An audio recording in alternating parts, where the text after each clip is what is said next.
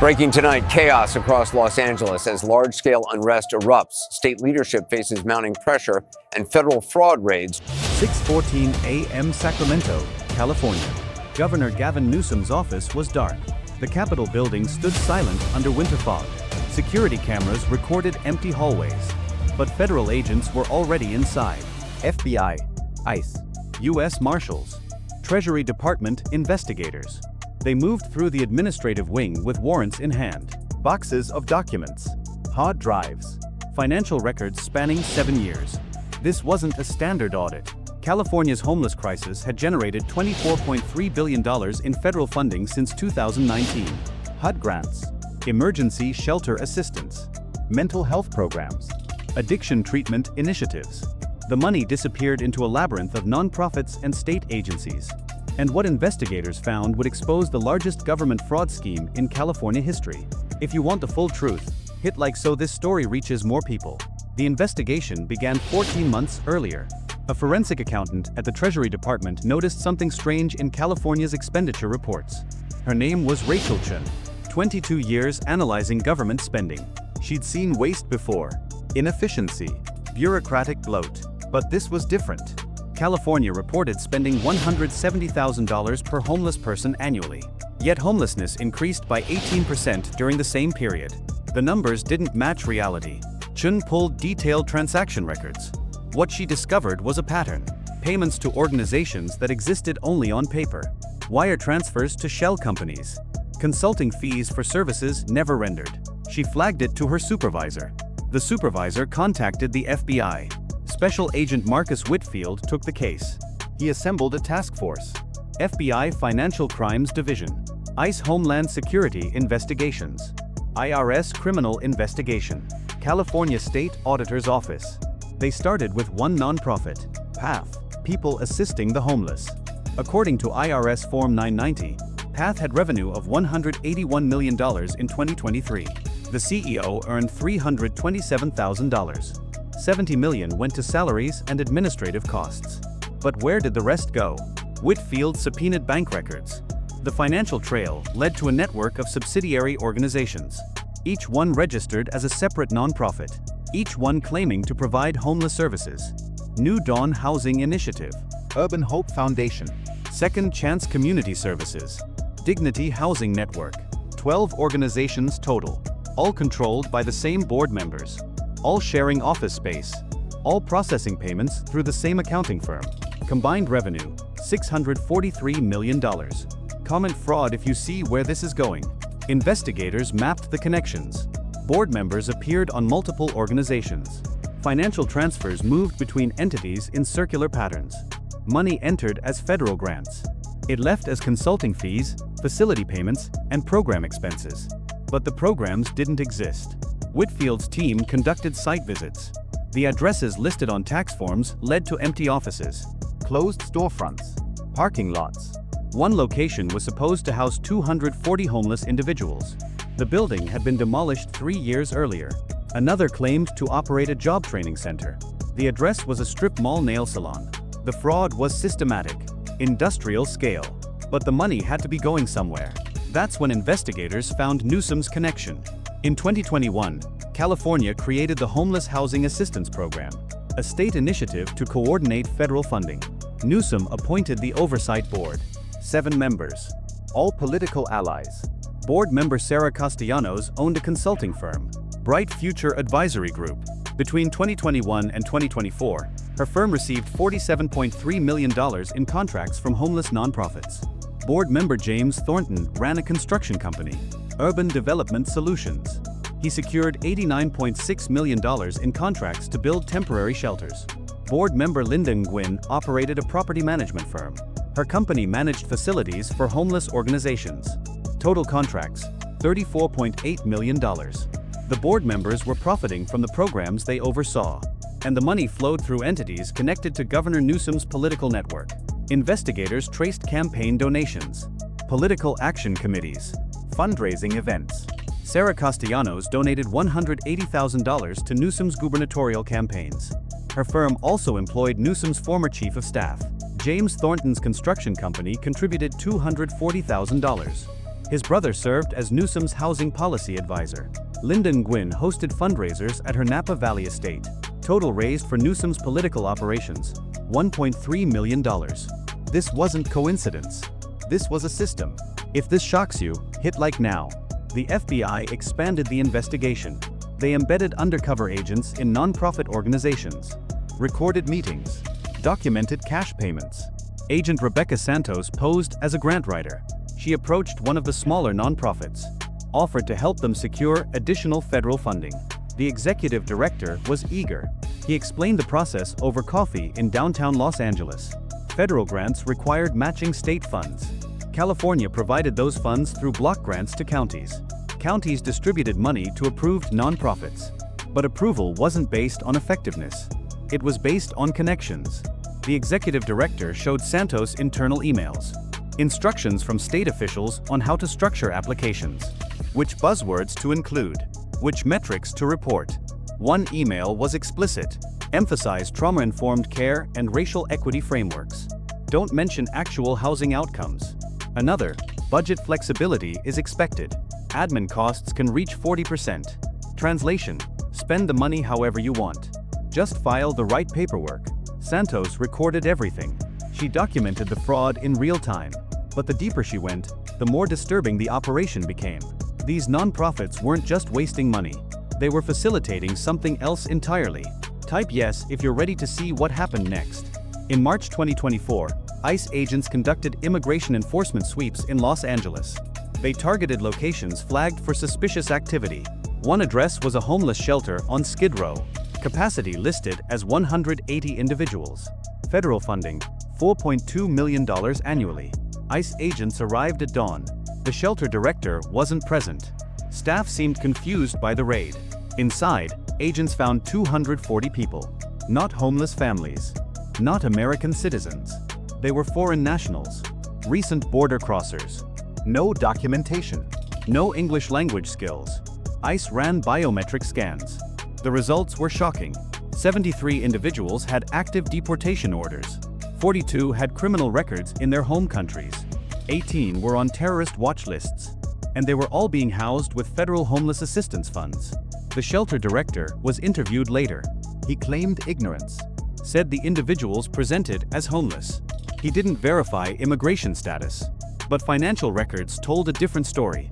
The shelter received $23,000 per bed annually from HUD. That's $4.14 million for 180 beds.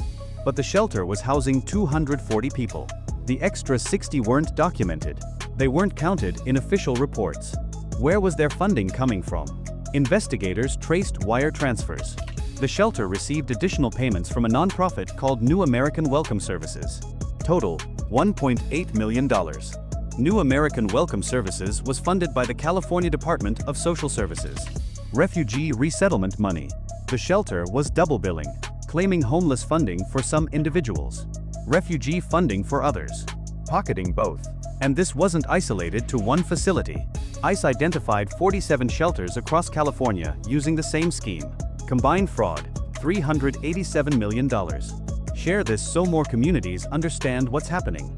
Federal prosecutors convened a grand jury in November 2024. Witnesses testified under oath. Financial experts presented evidence. The scale became clear. California's homeless industrial complex was a fraud pipeline. Federal money flowed in. It was distributed to connected nonprofits. They skimmed administrative fees, paid consultants, purchased properties. Very little reached actual homeless people. But the system also served another purpose: immigration processing. Shelters provided temporary housing for border crossers, gave them addresses for benefit applications, helped them obtain state IDs, enrolled them in social programs, all funded by taxpayers, all coordinated through state agencies, all protected by political leadership. Governor Newsom's office repeatedly denied requests for audits, blocked transparency efforts, dismissed whistleblowers. When reporters asked questions, his press team attacked them as right-wing conspiracy theorists. When state legislators demanded accountability, Newsom vetoed oversight bills. The system was protected at the highest levels. In January 2025, the FBI obtained FISA warrants. They intercepted communications between state officials and nonprofit executives. one conversation was particularly damning. A conference call between Newsom's senior advisor and 4 nonprofit directors. The advisor was explicit. The federal investigation is political. Do not cooperate. Do not provide documents without legal review. Drag out responses. Another participant asked about whistleblowers. The advisor responded, "We know who they are. They won't find work in California again." This wasn't bureaucratic caution. This was obstruction. Federal prosecutors had enough. They prepared indictments, sealed warrants, coordinated with multiple agencies. The order came at 5 a.m. on January 27, 2025. Comment your reaction to what you're seeing. Simultaneous raids hit 19 locations. Sacramento, Los Angeles, San Francisco, San Diego, Fresno, Oakland. At the state capitol, agents seized servers from the Department of Social Services, files from the Housing Assistance Program, emails from the governor's office. At PATH headquarters in Los Angeles, agents executed a search warrant. They removed 42 boxes of documents, laptops, external hard drives, financial ledgers. The CEO wasn't present. His attorney arrived within 30 minutes. Cameras recorded the scene. In San Francisco, federal agents raided Bright Future Advisory Group, Sarah Castellanos' consulting firm. They found evidence of systematic fraud. Invoices for services never provided. Timesheets for employees who didn't exist. Payments to shell companies she controlled. Bank records showed $47.3 million flowing through her accounts. Most transferred to offshore entities, Caribbean banks, Dubai real estate investments. In San Diego, agents hit Urban Development Solutions, James Thornton's construction company. They found contracts for shelters never built, purchase orders for materials never delivered, inspection reports signed by officials who never visited sites. One project claimed to build temporary housing for 400 people. Budget, $23 million. Timeline, 18 months. The site was empty. Not a single foundation poured. Not a single permit filed. The money vanished into subcontractor payments. All companies owned by Thornton's associates. In Oakland, federal agents raided a warehouse registered to Dignity Housing Network. The nonprofit claimed to store supplies for homeless outreach programs. Inside, agents found something else.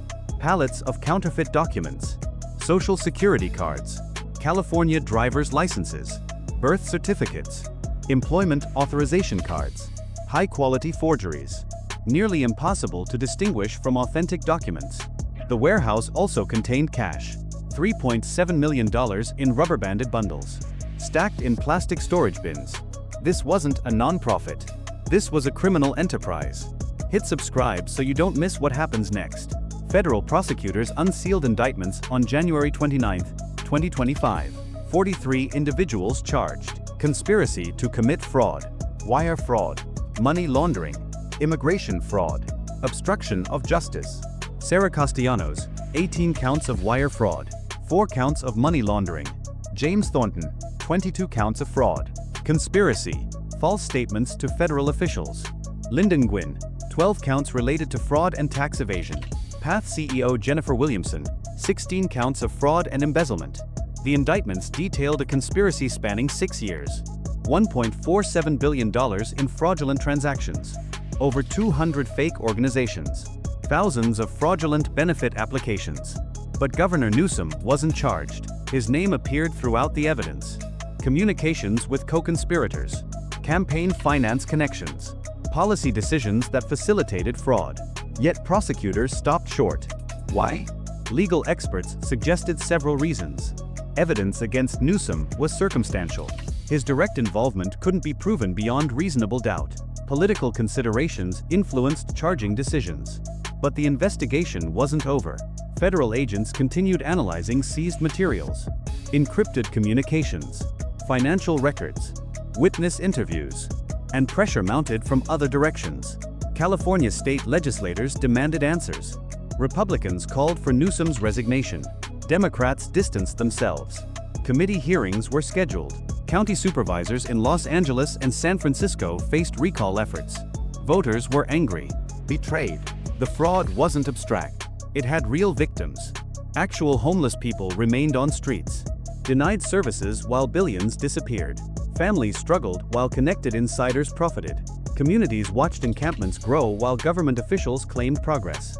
If you believe justice matters, comment justice below. In the weeks following the raids, California's homeless system collapsed.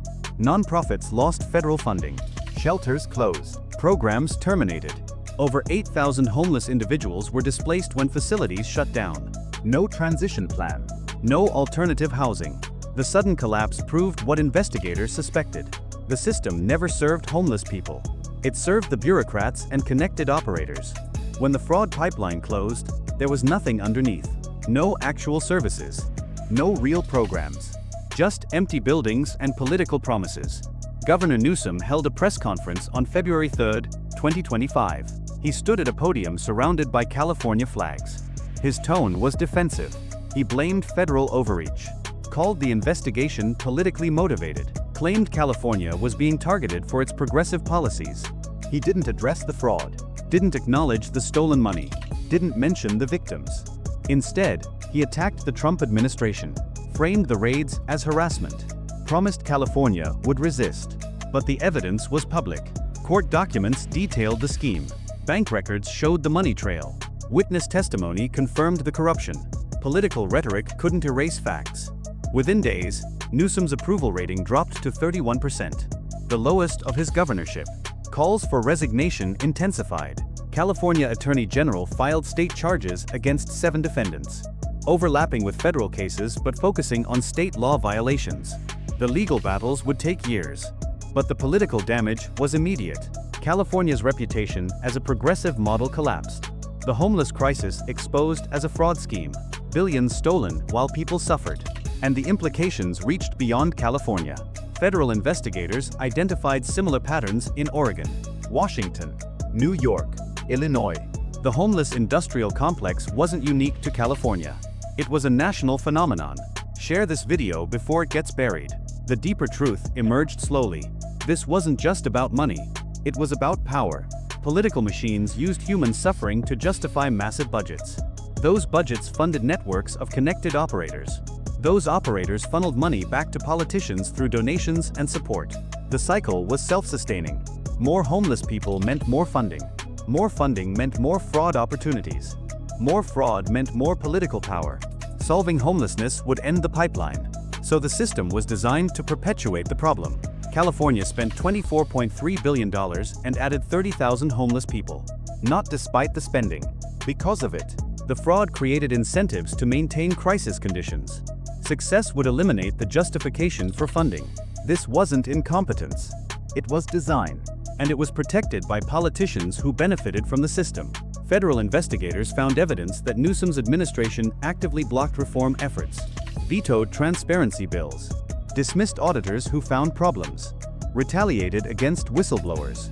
One former state employee testified that she was fired after reporting irregularities in grant applications. Her supervisor told her explicitly, "Don't create problems for the governor." Another whistleblower documented pressure to approve fraudulent applications. When he refused, he was transferred to a different department, then forced into early retirement. The system punished honesty, rewarded compliance, and it operated with full knowledge of senior leadership. Email evidence showed Newsom's chief of staff was briefed on fraud concerns in 2022. The response: handle it internally. Don't escalate. Translation: cover it up. The corruption wasn't incidental. It was institutional.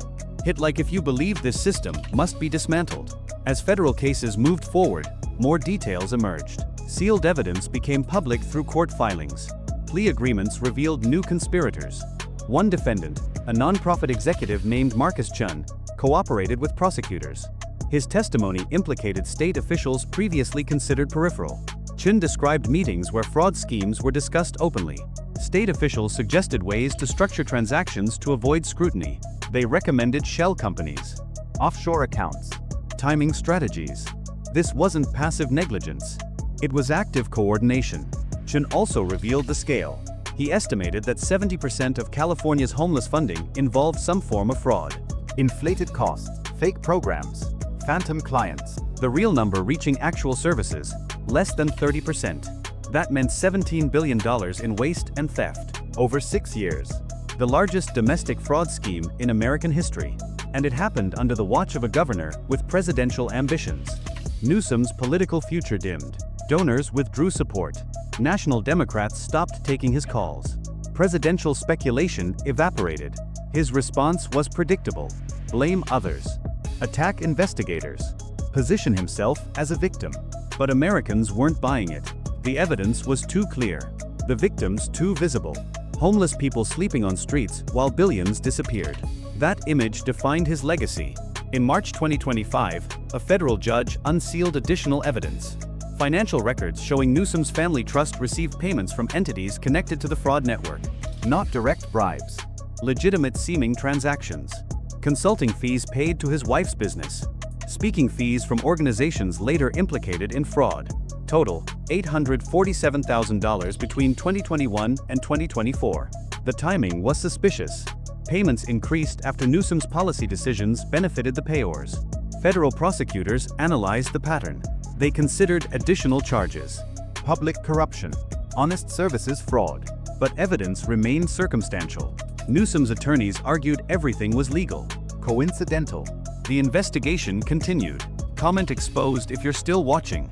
Beyond the legal battles, California faced a reckoning. The homeless crisis remained, but the funding pipeline was broken. Federal oversight increased dramatically. Every grant required detailed auditing, site visits, outcome verification. Nonprofits couldn't operate the same way. Many closed, others restructured. Counties scrambled to find legitimate service providers. But years of fraud had destroyed trust. Competent organizations avoided the toxic environment. The collapse left a vacuum. Homeless populations surged. Encampments spread. Public safety deteriorated. This was the true cost of corruption. Not just stolen money. Destroyed institutions. Shattered trust. Neglected people. California's homeless population exceeded 210,000 by April 2025, up 24% from the previous year. Newsom claimed the increase was caused by federal interference. That raids disrupted services. That Trump administration policies created the crisis. But data showed otherwise. Homelessness was rising before the raids. Services were fraudulent before the investigation. The crisis existed because the system was designed to perpetuate it. And now, with the fraud exposed, California had to actually address the problem. That required admitting failure, acknowledging corruption, rebuilding from scratch. Newsom refused. He doubled down, requested emergency federal funding, proposed new state initiatives. The same playbook that created the fraud. Federal officials rejected the requests, demanded accountability first, required reforms, insisted on oversight. California faced a choice: reform or collapse. The political fight intensified. State legislature split. Some demanded Newsom's resignation. Others defended him. Recall petitions circulated. Signatures gathered rapidly. Constitutional crisis loomed. And through it all, homeless people remained on streets, ignored by the politicians fighting over who was responsible for failing them. This is what corruption looks like. Not abstract crimes. Real suffering. Subscribe so you don't miss what happens next. The California fraud case became a national symbol. It exposed the gap between progressive rhetoric and reality. Politicians claimed to care about vulnerable populations, but they built systems that exploited them for profit. They spent billions while problems worsened. And when fraud was exposed, they blamed investigators rather than accepting responsibility. This pattern wasn't unique to California. It repeated across America. Wherever government spending increased without accountability, fraud followed. Wherever politicians controlled massive budgets, corruption emerged. The homeless industrial complex, the immigration processing pipeline, the nonprofit fraud network, all connected, all protected, all thriving on American tax dollars. Until federal investigators started looking closely. The California raids sent shockwaves through similar operations nationwide. Oregon suspended grants pending audits. Washington launched investigations. New York faced whistleblower lawsuits. The fraud empire was crumbling, but the fight wasn't over. Political machines don't surrender easily. They fight back, obstruct, delay, deflect. California demonstrated their playbook. Deny everything, attack investigators, claim political persecution, mobilize media allies. Some of it worked. Newsom maintained supporters. Progressive activists rallied. Protests condemned federal overreach. But the evidence kept mounting. Court documents, financial records, witness testimony, The truth was undeniable. And Americans were watching. They saw the corruption, the waste, the betrayal. They demanded accountability. Hit like if you believe justice is worth fighting for. The California case will define American politics for years. It exposed the cost of unchecked government power, the danger of ideological blindness, the betrayal of public trust. It showed what happens when political rhetoric replaces actual results, when virtue signaling substitutes for competence, when connected insiders exploit systems designed to help the vulnerable. And it demonstrated the importance of accountability, of investigation, of refusing to accept official narratives without evidence. The homeless people on California streets deserved better. American taxpayers deserved better. They were promised compassion. They got fraud. They were promised solutions. They got profiteering. They were promised leadership. They got corruption. Now the reckoning has arrived. Federal investigators won't stop. Evidence continues emerging. Prosecutions move forward. Governor Newsom's political career hangs by a thread. His legacy defined by the fraud that flourished under his watch. California faces years of rebuilding. Trust shattered. Institutions compromised. Problems unsolved. But perhaps this is necessary. Perhaps corruption must be exposed before reform is possible. Perhaps California's collapse will prevent other states from following the same path. This is only the beginning. The investigation continues. More raids are coming. Additional charges are being prepared. The fraud network extends deeper than anyone imagined. And federal prosecutors are determined to expose it all. Comment what you think happens next. Share this story. Subscribe so you see the updates as they unfold. The fight for accountability continues. And the truth cannot be stopped.